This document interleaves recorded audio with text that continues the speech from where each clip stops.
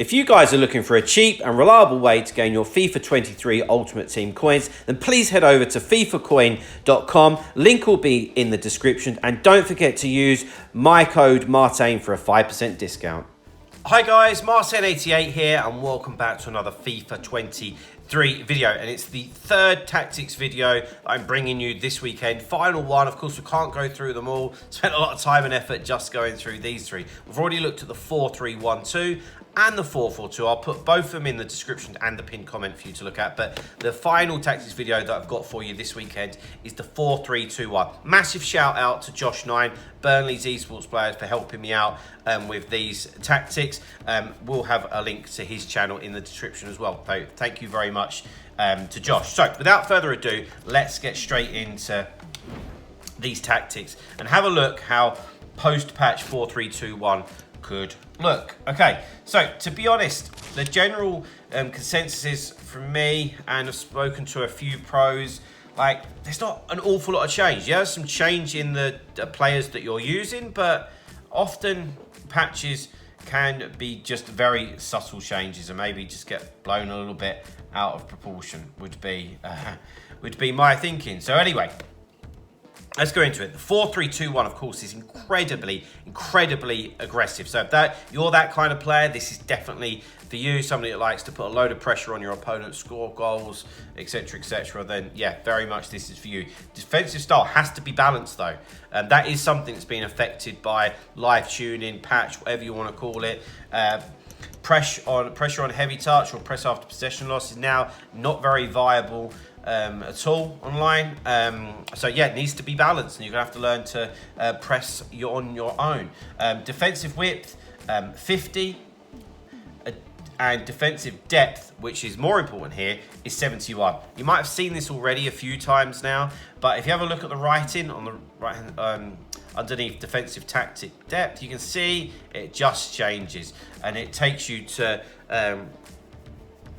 be slightly more aggressive. Obviously, you're completely pushed up the pitch. It will also help you with an offside trap as well. And like I said, 4-3-2-1 is incredibly aggressive, so work with it. There's no point in trying to sit back playing 4-3-2-1. Go and choose a different formation. So, you know, Dorset and go with the 71 depth. Build-up play, balanced. For me, this is never really going to change. Like, you need the variation, long ball, short ball, fast, slow. Say it's all the time with tactics, and it doesn't. Very few different formations would affect this. Mostly it's always going to be balanced, and mostly it's always going to be direct passing. Whether this is old gen or new gen, it's going to push your opponent's defense back. It's going to allow your guys to make intelligent runs, give you more options, create space, chances, and goals. Players in the box, we've got 6, corners 2, free kicks 2. Not really that much of a big deal. Into the player instructions. Now, guys, before we get into those, I just wanted to say to you guys that I do offer online coaching. So if you're somebody that is struggling or still trying to get to grips with this FIFA, please feel free to get in touch with me. My email is martainfifa88@gmail.com. That will also be in the pinned comment and the description. Just get in contact with me and we can arrange something. I can let you know some details. Right, okay. Now, remember I said that this is an incredibly aggressive formation and tactics. Well, here we go. So, the 2 centre backs stay back while attacking. However, full backs, we've got them on balanced attack and overlap, which means that when we've got the ball and we are attacking, it's going to be, think Liverpool, think Robertson, think Trent Alexander-Arnold, and they are going to be bombing down the wings and giving you an overload on either side. So it's very brave, but if it works, it gives you a massive overload situation on both sides of the pitch, and quite an exciting way to play. You are going to need to score a lot of goals because it will leave you open to a counter-attack now and again, but what the hell, we're here to have fun and score goals, and that will help you do that. Okay, into the midfield. This is key. We're having the 2 fullbacks on balanced attack. We need that middle, that CDM, the middle CM on stay back while attacking, cover centre. Someone to protect that back two very, very much. And then to the right and to the left. Now this is where it changes a little bit, okay? So the more defensive out of the two will be on stay back while attacking and cover center. And then the other one, your more attacking one, will be on get forward but cover wing. So it's quite clever how this works, really.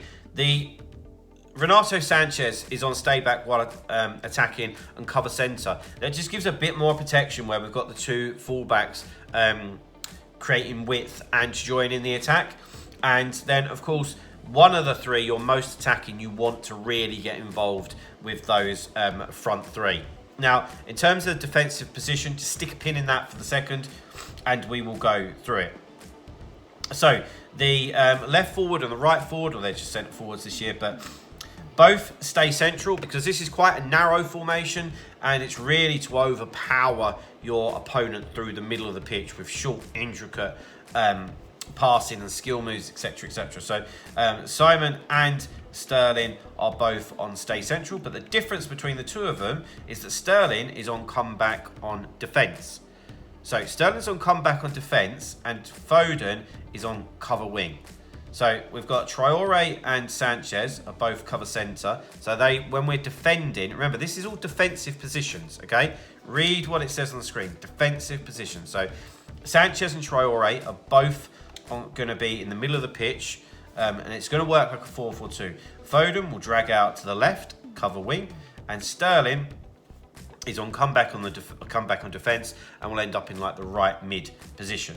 Simon is on stay forward, stay central, and he will join Cruyff and will defend like a 4-4-2. So we've still got two banks of four, plus we've still got options further up the pitch. From an attacking point of view though, like I said, Simon and Sterling both on stay central, and then the striker, which is Johan Cruyff, would be on get in behind, stay forward, stay central, okay? He's right at the top. You've got everybody else working around him. And whenever I'm working with like a one striker formation, which technically this still is, you have to have them on stay central for me. But yeah, it's a really fun formation and tactics, and it's going to be goals, goals, goals. Very, very aggressive. But guys, I hope that you enjoy them tactics, them post-pack tactics. Like I said, big shout out to Josh Nine for helping us out with those. But that's enough said for today, guys. If you've liked the video, please drop a like, subscribe to the channel if you haven't already, and I'll see you guys very, very soon. See you later, guys. Bye-bye.